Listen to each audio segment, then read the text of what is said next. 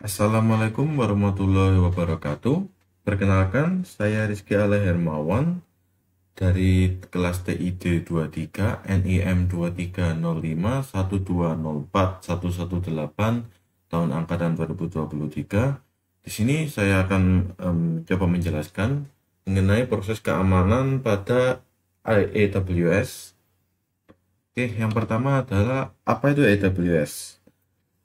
AWS itu merupakan singkatan dari Amazon Web Service yang merupakan salah satu platform cloud computing terbesar di dunia yang menyediakan berbagai layanan seperti penyimpanan data, habis itu ada juga untuk cloud computing atau juga untuk komputasi, kemudian ada seperti untuk serverless, dan juga yang terakhir adalah untuk database.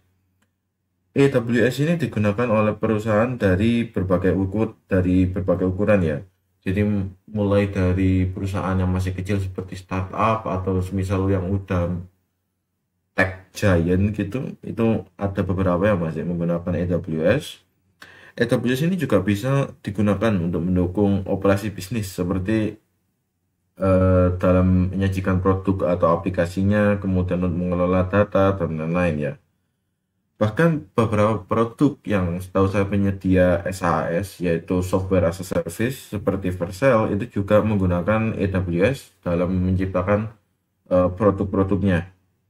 Nah, oleh karena itu tadi, karena dipakai oleh banyak sekali perusahaan ya, AWS ini benar-benar mengambil keamanan akun usernya dalam prioritas yang sangat tinggi. Nah, eh, akun AWS yang diambil oleh pihak lain, semisal passwordnya bocor, itu dengan mudah pihak lain tersebut akan bisa menggunakan servis semena-mena mereka, ya karena eh, cloud-nya sekarang ada di tangan mereka ya. Jadi semisal mereka mau membuat sebuah EC2 instance baru seperti VPS gitu, yang baru nanti ya dibilingnya akan ke kita bukan ke mereka. Dan juga karena seperti yang saya bilang tadi, ini juga bisa menyimpan data atau bahkan database ya. Kalau semisal aplikasi kita itu berdasarkan AWS-nya itu, bisa saja fondasi cloud kita sekarang akan di bawah kendali orang yang punya akun tersebut itu tadi. Nah, karena sebab-sebab di atas tadi, AWS itu sendiri menciptakan beberapa keamanan ya yang terintegrasi di akun AWS ini. Hal-halnya ini yang saya bahas hari ini ada dua, yaitu MFA, yaitu Multi-Factor Authentication, sama nanti IAM, yaitu Identity Access Manager. Nah ini, IAM merupakan singkatan dari Identity Access Management yang bisa membantu user untuk manage penggunaan resource AWS. Dengan IAM, kita bisa mengontrol user mana yang bisa memanage resource mana. Jadi pada saat kita pertama kali membuat akun AWS, itu kita akan mendapatkan sebuah root user. Ya, jadi kalau kita login dengan root user ini nanti kita bisa anggap aja seperti administrator lah kalau dalam sebuah sistem OS gitu ya. Jadi root user ini administratornya, kemudian IAM user ini nanti ya user-user yang akan kita gunakan harusnya untuk keseharian. Ya, karena dia mempunyai privilege yang paling rendah ya. Jadi benar-benar restricted, dan kalau semisal password dari IAM usernya ini bocor, ya yang kena efek bakalan daerah itu aja, nggak bakalan semua cloud yang ada di akunnya itu bakalan kena, enggak. Nah, AWS sendiri itu dia menyarankan untuk tidak menggunakan root user kecuali memang benar-benar diperlukan ya. Jadi ini tuh merupakan bagian dari best practice-nya AWS ini sendiri. Dimana kita itu saat kita akan menggunakan resource tertentu, semisal EC2 atau RDS atau mungkin DynamoDB itu em, lebih baik kita itu membuat user baru atau bahkan memberi sebuah user yang sudah ada roles gitu ya untuk mengakses resource itu daripada kita menggunakan root user itu untuk kayak daily-nya gitu. Nah, di bawah ini itu merupakan contoh eh, itu ya dashboard dari IAM itu sendiri. Nah, kemudian ada MFA, lanjut ke MFA. MFA ini merupakan proses masuk akun multi langkah yang mengharuskan pengguna memasukkan lebih banyak informasi daripada sekedar password atau kata sandi. Seperti namanya ya, multifactor authentication. Oke. AWS sendiri itu menganjurkan kita untuk mengkonfigurasi MFA ini ya. Seperti yang ada di dashboard ini yang di bawah ini yang sudah saya zoom.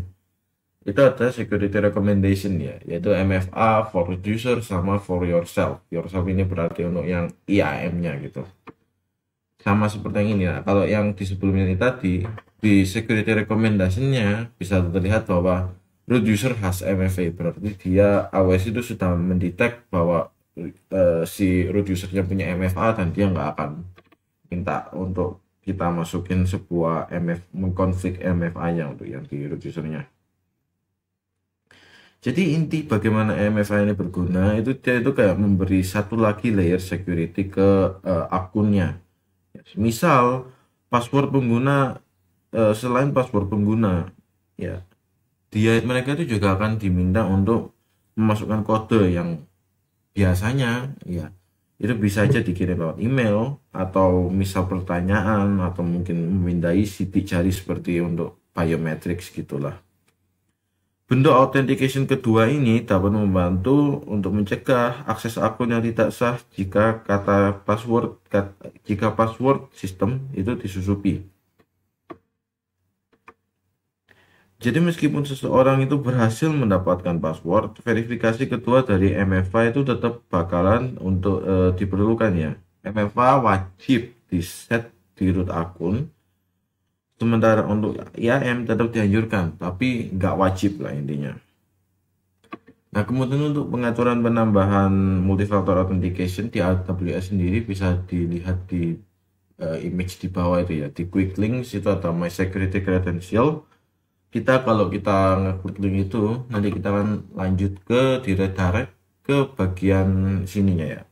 Ini saya cut aja sih sebenarnya, tapi ada nanti menu yang bagian multifactor authentication. Itu kita tinggal nge-assign MFA device. Nah, MFA device sendiri yang di support oleh AWS itu ada beberapa. Itu yang pertama adalah passkey atau security key, kemudian ada authenticator app sama hardware TOTP token. TOTP nanti adalah time based one time password, nanti akan dijelaskan sedikit. Yang pertama adalah passkey MFA ya. Passkey itu adalah sebuah term general untuk autentikasi yang didasarkan pada FIDO standar. FIDO itu merupakan singkatan dari Fast Identity Online. Itu merupakan standar yang dikembangkan oleh FIDO Alliance dengan tujuan untuk bisa autentikasi dengan aman tanpa perlunya password ya. Jadi dia ini berfokus kepada penggunaan seperti kunci kriptografi gitulah. Dan ini tuh diharapkan secara keseluruhan bisa mengurangi ketergantungan pada kredensial berupa password, karena dari awal untuk nge-brute force sebuah kunci kriptografi itu ya susah, butuh waktu yang lama sekali. Nah, standar yang digunakan AWS tahu saya itu FIDO 2 standar ya, yaitu kombinasi dari web authn dan juga client to authenticator protocol yang memungkinkan autentikasi yang lebih fleksibel di berbagai perangkat dan platform. AWS sendiri itu mendukung beberapa jenis passkey. Yang pertama ada security key. Security key ini seperti device fisik gitulah. Jadi bentuknya itu setahu saya kayak flash disk gitu. Contohnya adalah YubiKey. Kemudian ada sync passkey ya. Ini memanfaatkan ya credential manager third application seperti OnePassword, Dashlane, Bitwarden yang setahu saya ada, dan lain-lain. Atau kita juga bisa menggunakan biometrics yang ada di device laptop atau apapun itulah kita. Bisa kita nge-connectin PC dengan biometrics, gak tahu kalau itu ada atau enggak. Oke, kemudian ini ya contoh kalau pastinya. Kalau di laptop saya Windows itu ada fingerprint, PIN, habis itu untuk nge-store pastinya di iPhone, iPad, atau security key, atau di Windows device-nya, kita bisa milih di sini. Kemudian ada Authenticator App. Authenticator App itu mengimplementasikan TOTP algorithm, yaitu time based one time password. Untuk implementasi lebih lengkapnya, nggak akan saya bahas di sini ya, tapi bisa dilihat di RFC 6238 itu. Namun singkatnya, cara kerja time based one time password ini kita akan mendapatkan sebuah token ya. Token ini didapatkan dengan memasukkan waktu dalam sebuah interval, lebih tepatnya 30 detik. Jadi 30 detik yang sekarang itu nanti akan dimasukkan ke dalam suatu fungsi, dan nilai dari 6 digit ini lebih tepatnya akan diverifikasi oleh server apakah sesuai atau tidak. Nah, algoritma ini akan menjadi sangat berbahaya semisal secretnya bocor. Secretnya nanti kayak apa ya, kayak jenis saltnya gitulah untuk kalau di bagian waktunya itu tadi ya. Jadi kalau di AWS ini ada sheetnya ini untuk secretnya, dan nanti kalau di app-nya ya nanti kita akan nge-scan ya, misal nge-scan QR code-nya ini, kemudian dari QR code-nya ini nanti kita akan mendapatkan 6 digit gitu ya setiap 30 detik. Nah, di sini kita diminta untuk masukin untuk di yang kode 1, kemudian tunggu 30 detik dan masukin ke kode yang kedua. Tujuannya untuk kita disuruh nge-type to consecutive MFA codes itu adalah untuk ngeverifikasiin apakah usernya ini emang udah bener ngedapetin token yang bener. Jadi udah apa ya, udah sesuai gitu loh, udah kesync. Kemudian ada hardware TOTP. Hardware TOTP ini kurang lebih sama seperti Authenticator App. Cuma Authenticator App itu sebenarnya seperti apa ya, virtualisasi daripada hardware-nya ini tadi. Jadi sama saja, hardware-nya ini akan menghasilkan kode numerik 6 digit ya, berdasarkan TOTP tadi, algoritma TOTP. Token untuk setiap hardware itu akan digunakan secara eksklusif untuk setiap akun AWS. Jadi setiap MFA device yang diassign ke user itu nanti harus unik ya. Sama saja kita akan masukkan untuk serial numbernya, habis itu untuk verifikasi dengan MFA code 1 dan yang kedua. Nah, kemudian kita lanjut ke rekomendasi AWS. AWS sendiri itu menyarankan untuk kita untuk ngaktifin lebih dari satu MFA device pada root user dan juga untuk IAM usernya, dengan tujuan apabila salah satu hilang, semisal kita lupa naruh YubiKey-nya di mana, atau kita lupa hardware TOTP-nya belum dicas atau apalah, itu kita bisa menggunakan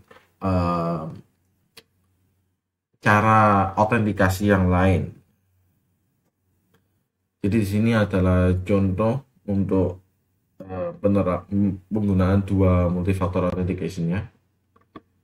Nah, ini contoh di user login ya. Jadi setelah kita memasukkan password, kita akan masuk ke additional verification ya. Karena seperti yang di tulisannya ini, your account is secured by multifactor authentication, select a method to authenticate with.